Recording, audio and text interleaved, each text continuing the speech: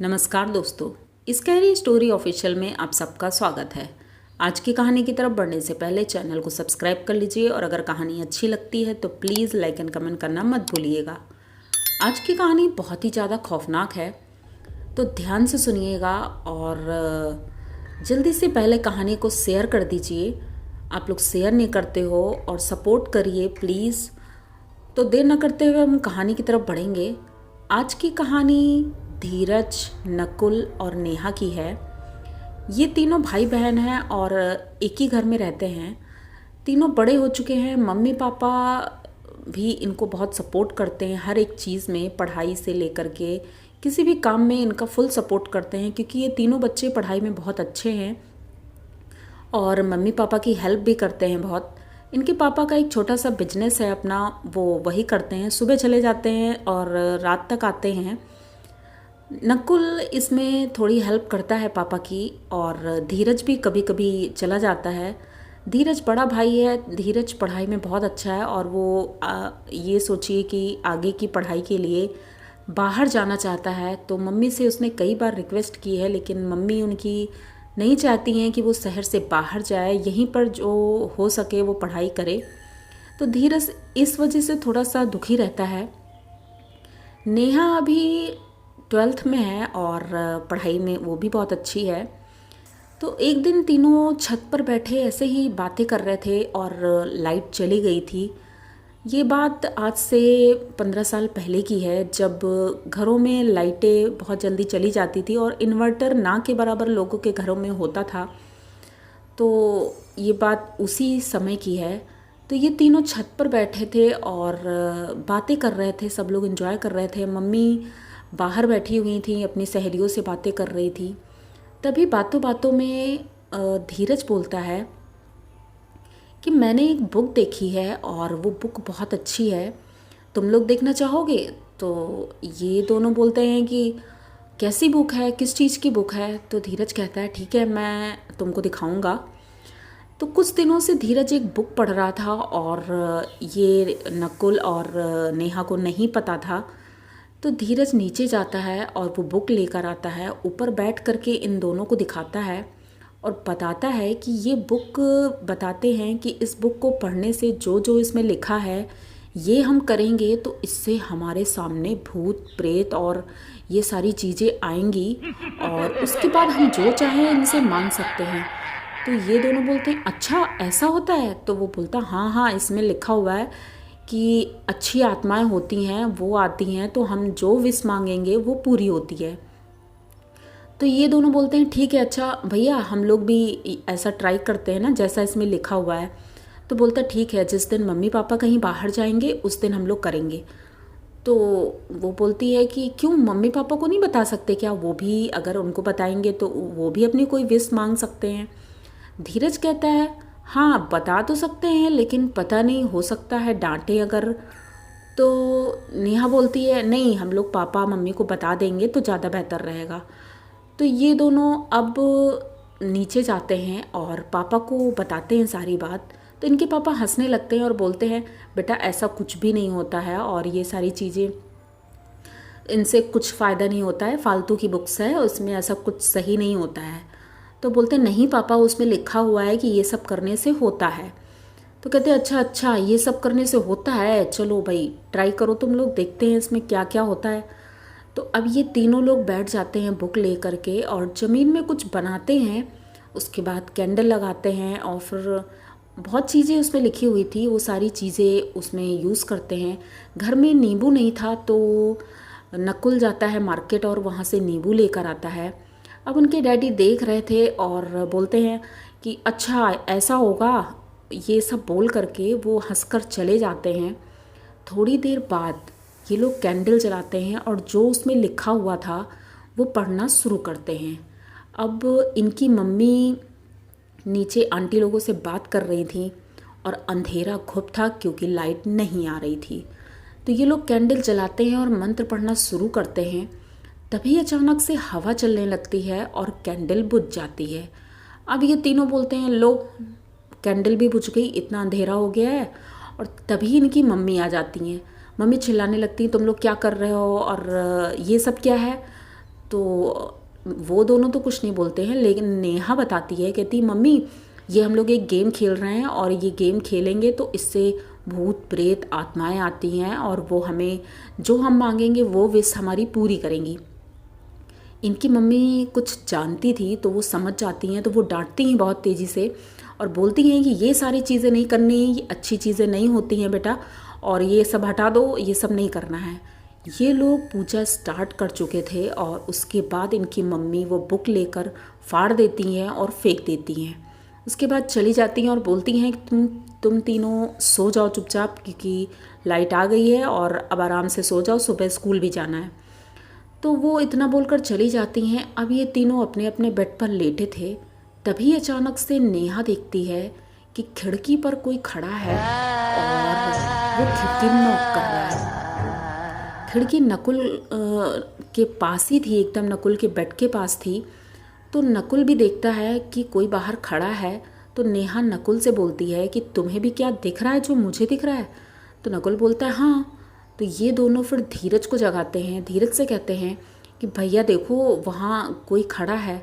तो धीरज को कुछ नहीं दिख रहा था। धीरज कहता नहीं कोई नहीं है। तो ये लोग उठते हैं और खिड़की खोलते हैं, तो बाहर कोई भी नहीं था। अब ये सोचते हैं कि खिड़की तो इतनी ऊंची है, क्योंकि दूसरी मंजिल पर इनका कमरा था, तो कोई इतना लंबा कैसे हो सकता है कि खिड़की तक दिखेगा।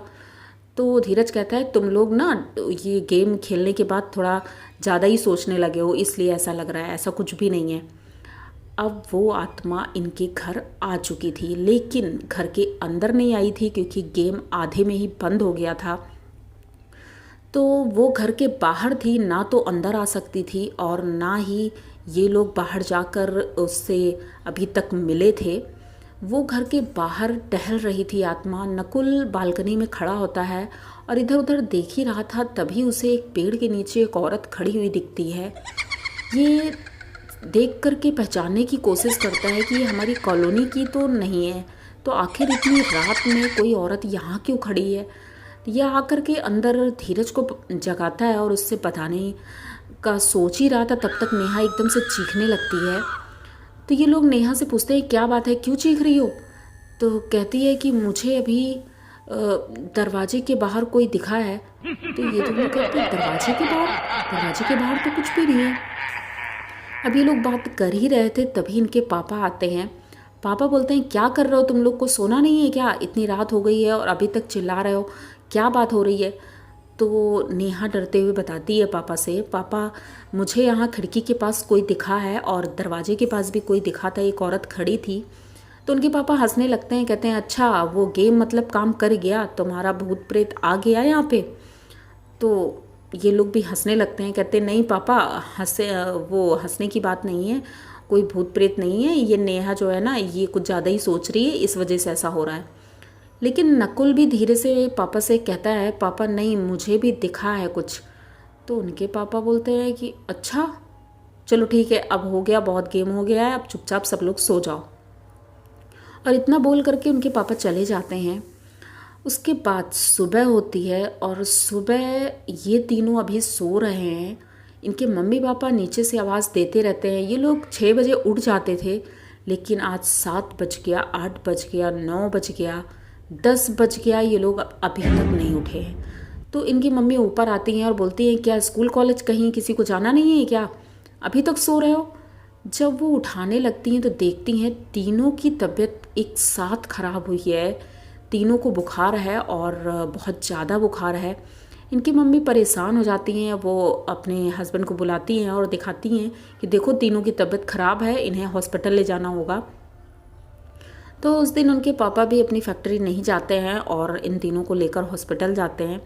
दिखाते हैं तो बुखार की दवा तो वो लोग दे देते हैं, लेकिन और कुछ नहीं समझ में आता है उनको। इतना ज़्यादा बुखार था इनको, दवाई खाते हैं बुखार लेकिन कम नहीं हो रहा था। ये लोग बहुत ज़्यादा डरे हुए भी थे और मम्मी से बता रहे थे। तो मम्मी इनकी कहती हैं कि तुम लोगों ने ये जो किया था ये गलत था, लेकिन धीरज के मन में कुछ और ही चल रहा था। उसका बुखार उतर गया था और अब वो ढूंढ रहा था कि वो बुक कहाँ चली गई है। फाइनली उसे बुक बाहर डस्टबिन में मिल जाती है और बुक लेकर आता है। वो एक एक पन्ने जोड़ रहा था और रात हो गई थी बहुत ज़्यादा, सब सो गए थे और उन दोनों की तो तबीयत ख़राब थी, नेहा और नकुल की, तो वो दोनों तो सो ही रहे थे। और धीरज धीरे धीरे फेविकॉल से उसे जोड़ रहा था। तभी उसने देखा कि जहाँ तक उसने वो सब मंत्र पढ़े थे, उसके बाद के मंत्र वो जोड़ता जा रहा था और पढ़ता जा रहा था। उसे ये नहीं पता था कि हम ये पढ़ेंगे तो क्या होगा। सारे मंत्र उसने कंप्लीट किए और उसके बाद अचानक से इतनी तेज़ी से हवा चलती है कि सारी खिड़कियाँ खुल जाती हैं और वो जो बुक थी वो उड़ने लगती है। उसके सारे पन्ने फिर से उड़ जाते हैं और पूरे रूम में फैल जाते हैं। अब ये बैठे देखता ही रह जाता है। अचानक से लाइट भी चली जाती है। देखता है खिड़कियाँ सारी खुली हैं तो दौड़ दौड़ कर ये खिड़कियाँ बंद करने लगता है। तभी इसे उसके कमरे में कोई खड़ा हुआ दिखता है। ये देख करके एकदम से ये चीखने लगता है और तभी नकुल और नेहा भी उठ जाते हैं। उन दोनों को भी वो औरत दिख रही थी। ये तीनों अब इतना डर गए थे कि कमरे के एक कोने में बैठे हुए थे। तभी इनके मम्मी पापा आते हैं और वो देखते हैं कमरे का हाल। वो देख करके वो भी डांटते हैं बहुत ज़्यादा, लेकिन उन्हें जब ये पता चलता है कि तीनों डरे हुए हैं तो वो पूछते हैं। तो धीरज बताता है कि मैंने ऐसा ऐसा किया है। अब उनकी मम्मी कहती हैं तुमने ठीक नहीं किया है, इसकी वजह से हमें बहुत नुकसान होगा। वो जाती हैं तुरंत मंदिर और मंदिर से हनुमान चालीसा लेकर आती हैं, हाथ पैर धुलती हैं और उसी कमरे में बैठ करके वो पढ़ना शुरू कर देती हैं। जैसे ही पूरी हनुमान चालीसा कंप्लीट होती है तो वो हवा एकदम से बंद हो जाती है और कमरा एकदम शांत हो जाता है। वो तीनों ज़मीन से उठकर बेड पर बैठते हैं और हनुमान चालीसा वो भी पढ़ने लगते हैं मम्मी के साथ में।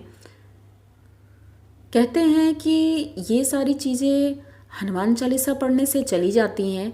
ये बात इनको आज पता चली थी कि हनुमान जी सबकी रक्षा करते हैं बहुत ज़्यादा।